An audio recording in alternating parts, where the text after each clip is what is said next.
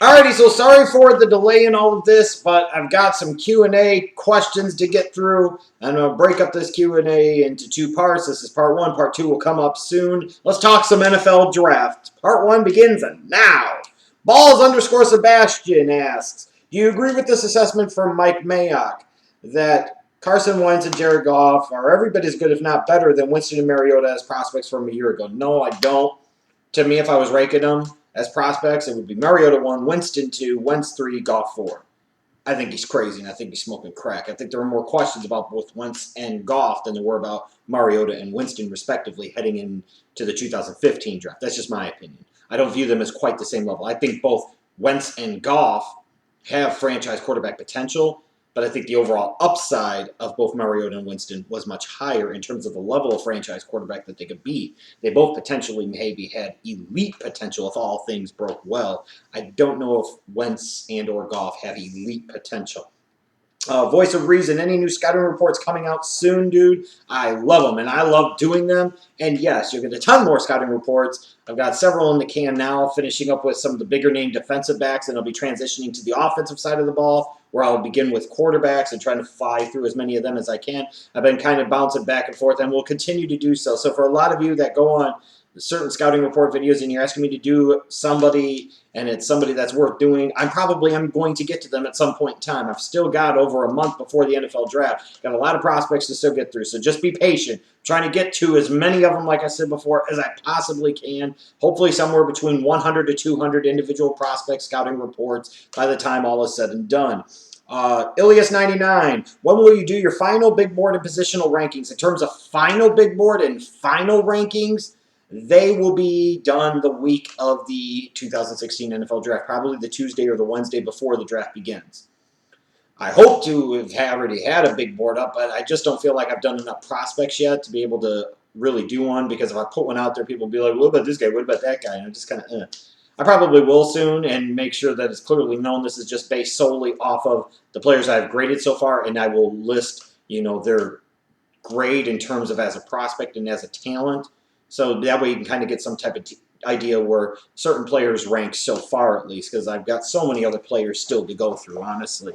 And that's why I really don't understand, frankly, how so many of these people come up with big board rankings when I know damn good and well they haven't watched all of these prospects, or they haven't devoted enough due diligence to really scouting fully these prospects to be able to sit there and really come up with a big board. Because I don't believe in most of these cases that you can only watch 2 or 3 of their games, or parts of 2 or 3 games, maybe 4 at most, and be able to really get a gauge of what they are as a prospect. I just don't agree with that. Franz Wolfensteiner, nice name. The safety class seems strong this year. Do you think the Raiders should double dip within the first 4 rounds? I think it's solid. I don't know if it's strong, but I think it's solid. It's better than it's maybe been the past couple of years. I think somewhere on day 2, yes, they need to hit on safety. I wouldn't disagree with them if they double dipped on defensive backs between the first 4 rounds. I'm just not sure if they need to double dip on safety, but I would think somewhere within the first 4 rounds, a safety and a corner would be in the mix of consideration for sure. SJ Sharks 45, who is the biggest boom or bust player in the draft? It's hard to say at the moment, and the only reason I say that is it kind of depends on where guys get drafted. Because you can sit there and say, well, this guy is going to boom or bust, but if he's a 3rd or 4th round pick, it doesn't quite carry the same weight as if a guy was chosen in the top 10, 15, or 20. So I'll hold out judgment on that point in time as we get closer to the draft and I start to see how things really piece together. And once I've got my boards closer to completed, I'll be able to better answer that question.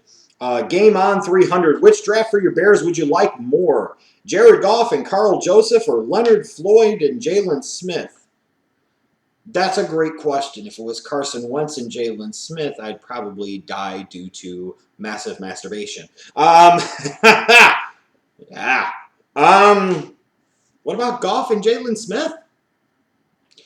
I don't think Carl Joseph would be there in round 2 where the Bears are picking. I really don't. I think there's a chance he gets taken in round 1. But yes, I would be very excited if they got him in round 2, especially if they took a young potential franchise quarterback in round 1. And there is a chance, a possibility that that could potentially happen. It's going to be a very interesting decision for this Bears organization to have to make and face, with Goff maybe being there, maybe, not guaranteed, but maybe being there at pick 11. And that'll be a real interesting decision that could impact the organization for years to come. Out of your 2 scenarios, I would probably side with Goff and Joseph because I would like the thought of a young franchise quarterback that could take over for Cutler sooner rather than later, and a safety like Carl Joseph who could team with Adrian Amos to give them a really nice back end of their secondary. But I would also be okay with Leonard Floyd and Jalen Smith by all means, by all means. Let's see here. Vincent Laspinu 1. How much will you miss Matt Forte and Martellus Bennett? I know it's not a direct draft question, but I will miss Matt Forte quite a bit because he has grown to be one of my favorite players over the past 8 years. You know, to me, he represented the Bears very well. He was their franchise player on offense, so you just don't easily replace those guys. And it'll be very awkward to see him in a Jets uniform in 2016. It would be even more awkward to not see him lining up in the backfield for the Bears in 2016. Let's see here. Philly NFL talk. What player has the biggest potential to become a star in the NFL? I've talked about the 6 guys that I think are a cut above the rest. Out of those 6, in terms of star potential, the biggest star potential, I will go with, if he plays safety, Jalen Ramsey. If not, I will go Miles Jack or maybe Ezekiel Elliott because running back can still be a glamour position. Let's see here. Chihuahua. I hope I got that right. Do you think you would make a good NFL general manager? I don't know about general manager. I think I would make a good area or regional scout. I would go to bat and say I think I would be good at that. General manager, though, that's several levels up the way, and there's so many things that I don't know about that job and I don't understand about that function in that job. I think it'd be quite arrogant for me to sit there and say that for sure I would be. I would love nothing more to put in the years to get to that point where I would be in that position, but at the end of the day, I think I could be a good area regional scout, but general manager, that might be a bit ambitious here. Let's see here. Who else do we got? I'm scrolling down here. Ben. Should the Texans focus more on wide receiver or safety with their first-round pick? Wide receiver. Will Fuller's the name that screams out to me quite a bit. If Corey Coleman was there, he would scream out quite a bit as well. They need a speed complement opposite DeAndre Hopkins. They plunked big money into Osweiler. They put some decent money into Lamar Miller. Now they need to get some playmakers on the outside. They need some speed on the outside. YRN shots. How much did the Bears improve with their free agent signings? I would really say, other than maybe the Bobby Massey signing that I'm kind of ambivalent towards, kind of about, I love the signing of Danny Trevathan, and I was really impressed with the signing of Jarrell Freeman. The Tracy Porter re-signing, not so much. I understood the getting rid of Matt Forte. I understood the trading away of Martellus Bennett, being able to move up from the 6th round to the 4th round as a result and clear some cap off of the books. I like the fact that the Bears aren't diving all into free agency in terms of huge, big money contracts. They're giving out decent, reasonably priced contracts like they did last year with guys like Pernell McPhee and to a lesser degree Antrell Roll. Solid contracts, not huge, overbearing, way too goddamn much bitch and moan contracts. And I like that. They've improved the middle of their defense for sure. That is definitely a significant upgrade, having Jarrell Freeman and Danny Trevathan in the middle of that Bears defense and their linebacking core. That was a huge improvement right there. In terms of the other things they've done, I like the addition of Akeem Hicks. If anything else, a nice rotational player on the defensive line in that 3-4. They've made some good moves, and most importantly of all, they haven't went hog crazy in free agency, which shows me that Ryan Pace and even to a lesser degree John Fox are bought into the philosophy that this team needed a full and complete rebuild. You could bring in pieces here and there, but now is not the time or place to go spending crazy or bringing in that big-name splashy guy. It's just not the right timing at this point, so I'm impressed by that. Bears Central 21. What do you think of Bears free agency so far? I already asked you that. And if Paxton Lynch is at 11, would you take him? No, I would not. Because I do not think he's anywhere close to the 11th best player in this draft. And just because he's a quarterback doesn't mean you should take a quarterback automatically. I think there are several far superior prospects on the ball, on both sides of the ball in the draft that I would take there before him. Would I explore the thought of maybe trading back up into the very bottom of round 1 to get a Paxton Lynch if I was confident enough in him and saying, hey, Cutler's going to be here maybe 1 more year, maybe 2 more years, and give Paxton Lynch time to learn an NFL offense and grow and develop behind Cutler? That's a different story. That's a different conversation. I would entertain that thought. But at 11, I think that price is too steep, and I think it just reeks of bust potential if they did that. Ball Sebastian asked another question. Do the Vikings still need to assess offensive line round one, or can they finally shift the focus to wide receiver with the two big signings of Boone and Smith? I think you could still look at offensive line there because even with the bringing in of Andre Smith, that was a one-year deal. You've also got to figure out what they're going to do with Matt Khalil long term. They could still use some help even with the signing of Boone on the interior of that offensive line. But the focus could go to wide receiver. The focus could still go to the defensive side of the ball and the defensive line, maybe an outside linebacker. You know, there's still possibilities there. I don't think the Vikings have to get so caught up in need. They need to get talent and good value with their picks. Let's see here.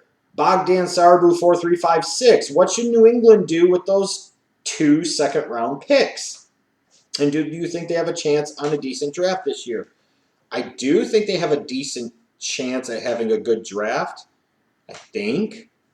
You know, taking a 4th-round pick and turning it into Martellus Bennett and a 6th-round pick was a really, really good move. Trading Chandler Jones for a bust of a 4- and 1st-round pick of Jonathan Cooper and a 2nd-round pick, I don't know about that one. But they have a chance because there's plenty of depth of talent in certain positions in rounds 2 through 4, and some of those positions would be the positions that the Patriots would potentially be looking to address, positions like wide receiver, positions like running back, positions like the interior of the offensive line, perhaps. Maybe, you know, talking about the secondary as well. So they have the chance there. What should they do with those 2 second-round picks? You know, get players that can actually come in and contribute. You know, players that make sense to take there. No, taking Jordan Richards and Janeo Grissom like he did last year with the 2nd and 3rd-round picks. That just didn't make a whole lot of sense. George and Fulia, what do you think will happen in the rest of the NFL draft if the Browns do not take a quarterback at number 2? All hell breaks loose. All hell probably breaks loose. California EST 96, would you rather draft a quarterback with no talent around him now or wait a few years for a line that could support him?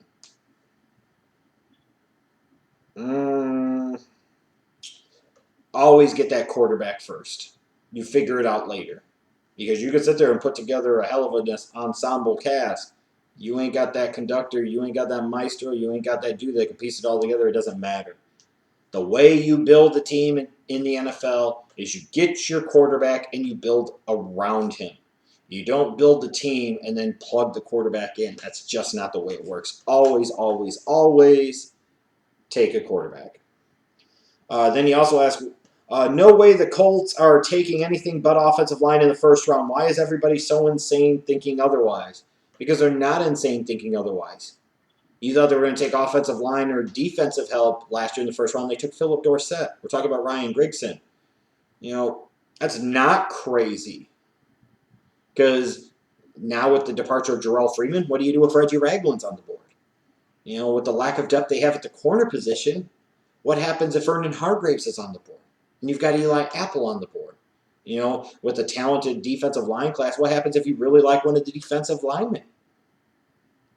You know, I mean, you can't. I don't think you could just sit there and say that that's crazy because actually this isn't a great offensive line class. The value might not be there for them to take anybody at number 18 if we're being honest.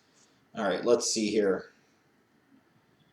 I'm trying to see if there are any other questions. 7 Widar will close out this portion of the QA. Do you think Corey Coleman should be the Texans' #1 priority, and do they need to trade up to get him? They may have to trade up to get him. I don't know if he has to be that dude. I think he's the best wide receiver in this draft.